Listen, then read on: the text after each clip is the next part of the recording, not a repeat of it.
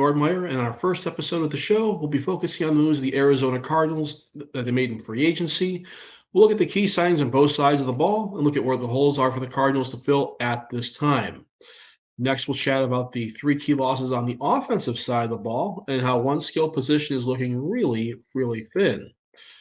Also on the show, we'll talk about the move I wanted to see the Cardinals make but didn't come to be yet, and how it ties into the overall state of affairs of free agency.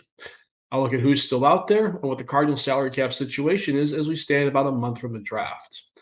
We'll also close out tonight by looking at the future of luxury in State Farm Stadium coming the 2024 season, and you won't want to miss that. So it looks like you're lined up in the landing zone and ready to receive the first segment. Let's go. All right, so let's get started by talking about free agency, and we'll focus on the defensive side of the ball first. Arizona signed 9 new players to contracts and re-signed 8 others who were unrestricted free agents. Arguably, the best signing was that of former Tennessee cornerback, I should say, Sean Murphy-Bunting. There we go. So he's arguably the best signing of all that we've got here. There's no doubt that the Cardinals have massive needs on the defensive side of the ball. He's going to be a tremendous asset on the back end. It's a very young group at cornerback for Arizona, with no player having more than 5 years of experience in the NFL. Murphy-Bunting will be looked at to provide veteran leadership to a room full of younger players. He's recorded nearly 250 tackles, 8 interceptions, 6 forced fumbles, and scored a defensive touchdown in the league. He also has done something very few people have, and that is a Super Bowl ring. He's won one of those with Tampa Bay when they won Super Bowl 55 over Kansas City in 2020. I really like the signing here because it gives Arizona a lot of talent and leadership at the position.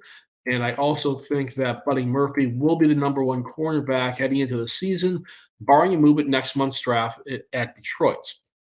When you look at that position group, the one thing that stands out to me is the relative inexperience that they have. He's the most experienced player at that position on the team. He can lead on the field, but can he lead off it as well and help develop those less experienced players? That's going to be a key question at that position over the course of the season.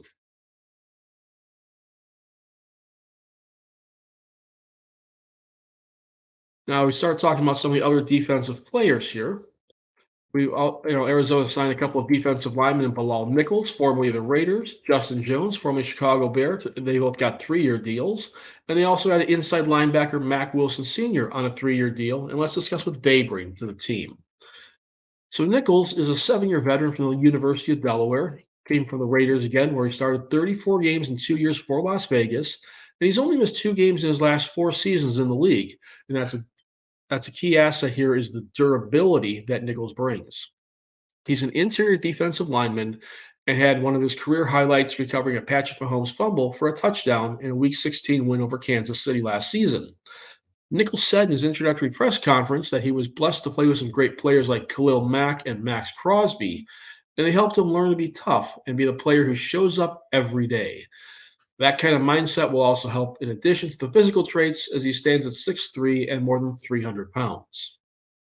Jones is a 7-year veteran from North Carolina State. He comes to the desert after 2 good years in Chicago, played in all 17 games in each of those 2 seasons, recording 101 total tackles in those 2 seasons. 22 of them were for losses, and there were 7.5 sacks. It's a position of need for the Cardinals since they finished dead last against the run in 2023. His durability also here plays a key role as to why Arizona signed him, given how many injuries the defensive line suffered last season. Both of these two played together at the Senior Bowl in Mobile, Alabama, and they actually started to bond with each other and kind of, become friends at the Senior Bowl. And as it turns out, they were rather excited to find out they're both going to be playing with the Cardinals. And the funny story there is that once Bilal found out that Jones was coming over, he actually was in school with his daughter and then ran outside and screamed because he was just so happy. So it's good to see that you're going to have a couple of guys who already have some chemistry with each other on the same defensive line, and hopefully that turns into positive results for the Cardinals. Linebacker there, Mac Wilson Sr. is a 6-year veteran, and he spent the last 2 seasons with the Patriots after starting his career with 3 years in Cleveland. Wilson's more of a depth piece in New England, posting 73 tackles, 5 sacks, and 4 passes defense in his 2 seasons there. He said he was intrigued by what Arizona is brewing here, and it led him to choose the Cardinals. Versatility is going to be what Wilson brings to the team, as he can line up on the edge or inside the box. Wilson said in an interview his playing style is downhill, which should help the Cardinals get pressure on opposing quarterbacks. Wilson will also contribute on special teams for Arizona. Those 4 players are going to be counted on to provide a boost to the Cardinals defense in 2024. And it's going to be exciting to see the changes that they will make. Next week, we'll look at the 5 free agents on the offensive side of the ball, highlighted by offensive lineman Jonah Williams and running back DJ Dallas. Inevitably, in free agency, players come in and some leave as well. And the offense saw 3 key pieces of the team leave 3 different methods in the early phases of free agency. Wide receiver Marquise Hollywood Brown left in free agency and signed with the 2-time defending champion Kansas City Chiefs on a very incentive-laden deal. Brown was acquired during the 2022 NFL Draft, reuniting him with Kyler Murray, his former quarterback, when they both played college football together at the University of Oklahoma.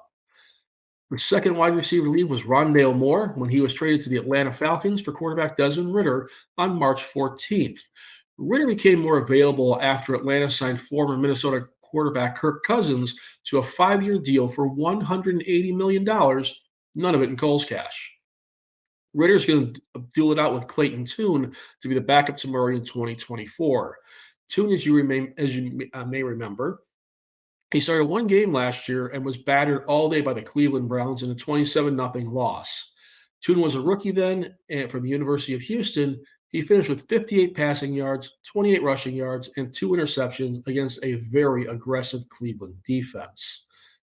Last year, Ridder threw for 2,836 yards on a 64% completion rate with 12 touchdowns and 12 interceptions. His best game came against the Houston Texans when he threw for 329 yards and a touchdown while rushing for another one on the ground in a 21-19 win over Houston in Week 5. Now, the other offensive player to leave in third different direction, if you will, was offensive tackle DJ Humphries. Humphries was cut with a post-June 1st designation in a salary cap move. Arizona drafted him in the first round of the 2015 draft, and he started all 98 games he appeared in with the team and was a member of the Pro Bowl in 2021. Humphries, age 30, tore his ACL in the Week 17 win at the Philadelphia Eagles last year, and the Cardinals will wind up getting $15 million in relief against the cap in a few weeks' time due to this designation. But it might not be the end for Humphries in the desert, as a report on NBCSports.com quoted Cardinals general manager Monty Ossenfort as saying, and I quote, "The salary cap and the way things are set up and the way contracts work, it put us in a very tough situation. I can't say enough about how I feel about DJ as a football player, and more so as a person. His energy and the leadership he brought to this team, we are certainly going to miss him." End quote. Football can definitely be a cruel business, but with time and rehab, we might see him back on the field, potentially even with the Bird Gang in 2024. So the loss of wide receivers and the impending boost of salary cap leave me with a couple questions here. So as of right now, who is going to be the wide receiver 1 for the Arizona Cardinals? It's a great question. That could be your answer. Right now, you've got Greg Dortch, who looked solid at times last season, and he's back as an exclusive rights free agent, meaning that the only team he could negotiate with was Arizona. He took the offer that the Cardinals gave him and will stay with the team. If he didn't take the offer, he would have been out of football. Dortch finished with 280 receiving yards and 2 touchdowns. Michael Wilson could also be a candidate for the top pass catching role with his 38 catches for 565 yards and 3 scores. Wilson's best game last season was a 7-catch game for 76 yards and 2 touchdowns in a 35-16 loss to San Francisco in Week 4. But will it be Wilson? Will it be Dortch? Could it be someone currently signed to the roster that's going to rise up through training camp? Of course, the draft is going to play a part in this too. But without Hollywood Brown and Rondale Moore, this is how the Cardinals' wide receiving corps looks right now. Pretty bare. This is going to be one of the biggest position battles to watch in training camp as it stands now.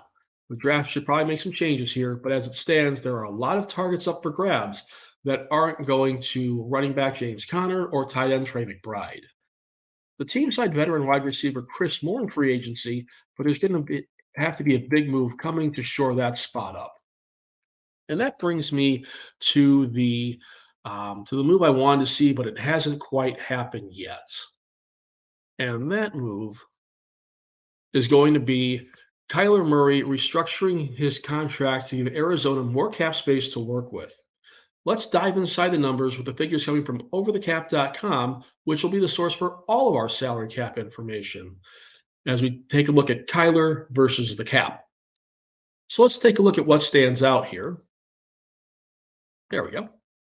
And the obvious, one is the cap number, which will be no less than $43 million in any of the next 4 years. It's a huge financial pill to swallow, no matter what the salary cap is. And it leads me to the second thing to point out here. Kyler Murray alone is going to account for almost 1/5 of the entire salary cap in 2024, and no less than 17% of it in any of the next 3 seasons. For comparison, Larry Fitzgerald had 3 seasons over 10% of the cap for his entire career. And especially towards the end of his career, he was down around 5 or 6% to help give the team more flexibility, financially speaking.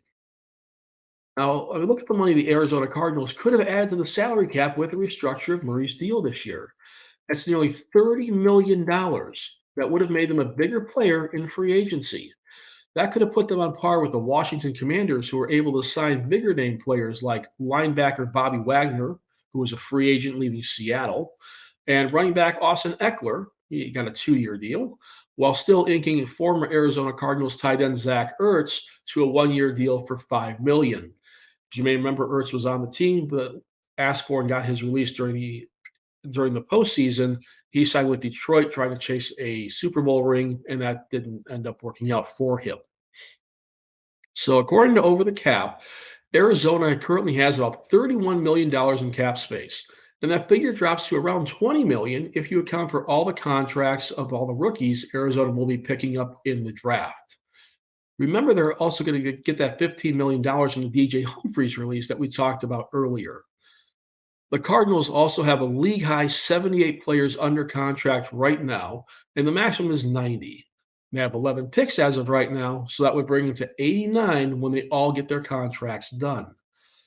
So even if you sign all the rookies, you're only going to have one roster spot open without making any other sort of move. And that brings me to another question. And that is, what is Arizona potentially going to do with $35 million in cap space? The simple answer is to roll it over to next year and be massive players in free agency next season. Or does the franchise make a move around the draft and take on someone who can help them immediately, but has a bigger contract and still have it make sense within the organization? The $35 million question is just, who is that player or players? Think about how much of a mess the LA Chargers were against the cap this offseason, and they had to trade away wide receiver Keenan Allen and his $20 million cap hit to Chicago for a day 3 draft pick. No matter what happens, the Cardinals are well positioned to make a move if the right one comes along. And we've seen a lot of activity at the draft over recent years. I mean, even last year, the Cardinals traded away the number 3 overall pick to Houston, which got converted into Will Anderson, a defensive player who was absolutely stellar last year for the Texans. And of course, there's a lot of rumblings about the Cardinals being open at number 4 for business, and all sorts of potential offers have, maybe been floating around out there, but we don't know yet what the Cardinals will take, if anything, or if they're just going to stay at their spot and see what offers coming on draft night itself. So the point is, the Cardinals could make another move, could make it sizable, and it's definitely going to be interesting to see how this plays out. Finally, today, let's talk about something rich and luxurious the Cardinals are going to start doing in 2024. And no, it's not have a Scrooge McDuck-sized balance on their salary cap account. It is the NFL's newest luxury seating experience. The Cardinals are going to debut a first of its kind seating setup starting its home games this season. They'll have casitas behind one of their end zones instead of the bleachers the fans have sat on since the stadium opened in 2008. Let's check this out for a minute. Now, you take a look at this here, and what you see is, the back of the field, the end zone, what looks like 10 casitas. And to me, this has got to be one of the most insane ideas I have ever seen, and not in a positive way. The Cardinals are going to, according to this rendering, put those 10 casita units behind the end zone. They're two level with interior and exterior seating and monitors inside the unit. Behind them is what looks like an open area with refreshments. The Cardinals are looking for a deposit on these for the season in the amount of $10,000. US dollars, American dollars, $10,000 deposit. So why would anyone drop a $10,000 deposit on this? Here's why not. The casinos are temporary since the field rolls in and out between games down here in Arizona. I'm curious how they plan to get the power to these units for the monitors. And the other thing I don't see in the layout is a restroom anywhere. I mean, just where do you pee? It's a fair question. Another thing that stands out in all the wrong ways is the seats in front of the casitas, the black ones. You see them right there behind that little half wall. And let's think about that for a second here. The distance from the back of the end zone to the yellow dashed line where the goalposts sit is 4 yards. I estimate there'd be roughly 5 more yards between where the dashed line and the waist-high wall are in the diagram. People are going to be standing there when teams are coming in that direction trying to score touchdowns. That sounds good until you hope these folks have some really, really great reflexes. Do the math on this. If a wide receiver runs a 4.4 40-yard dash, he's going full speed trying to snag a pass in the back line of the end zone. In the setup here, how long will it take him to run into that back wall where fans could very well be standing? The answer is about 1 second. Now, do you really think that the fans will be able to get out of the way of a sprinting wide receiver before they get smashed by the player? I can see someone going full bore into the fans, and that helmet is going to be like a battering ram with a logo on it. If that wasn't enough of a risk of liability for your liking, how long will it be until someone falls off the second level of a casita?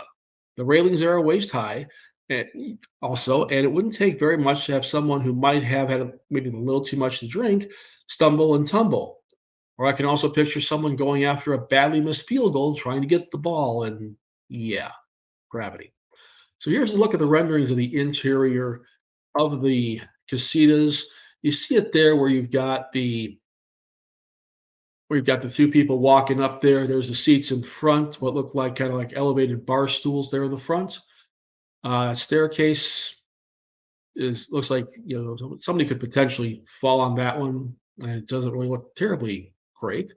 Then you see up there on the top the small glass railings, which I don't think are really going to stop a whole lot of people if they wind up accidentally going over the edge. So, but yeah, plenty of liability, plenty of risk, and hey, how about those stairs, huh?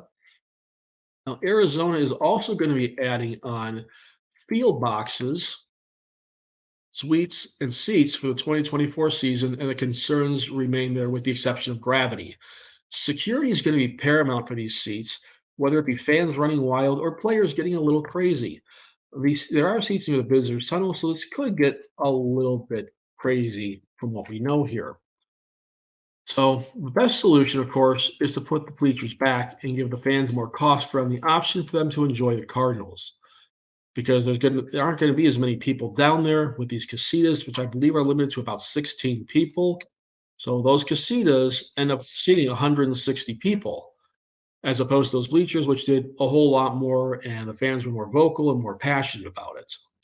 This seems like something's going to drop down there, and hopefully it's not one of the fans going off the top of one of those casitas, or hopefully it's not one of the players hitting into a fan who's just standing there.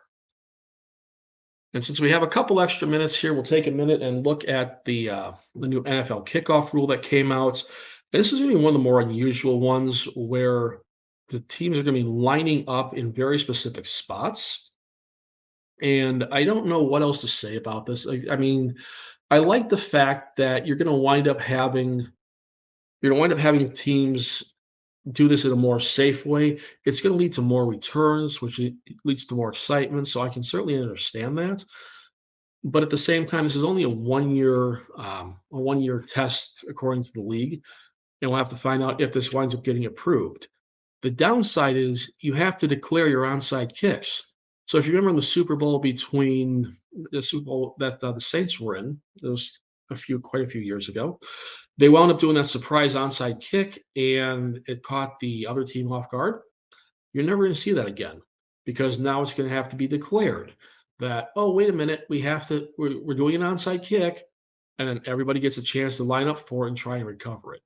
I mean, you can still do them, but it's definitely going to be a very different reality, and the element of surprise has effectively been killed by this new rule. So we will see how that plays out in the season. But if it improves safety, I'm all for it. But hopefully, it also improves the return game because think about it. How many times do you see kickoffs go through the end zone, touchback, and then the ball comes out? And last season was the 25. This season will be the 30. So they'll get a little bit closer, a little bit of a shorter field to work with. But we'll see how that plays out. As we go over the course of the season here, when we get closer to the season, we'll start talking more about the roster moves that are happening, injuries, trades if there's any. We'll also put a focus on fantasy football as well. We know a lot of you guys out there play it, whether you're talking about season-long fantasy, dynasty, DFS, daily fantasy sports, anything like that. We will certainly dive into those things. Also, a little bit about placing wagers, which we ask please wager responsibly. Do it within your means. But we will be talking about that as we get closer to the season as well. And we hope to have a few other surprises up our sleeve too as we get going on this wonderful adventure known as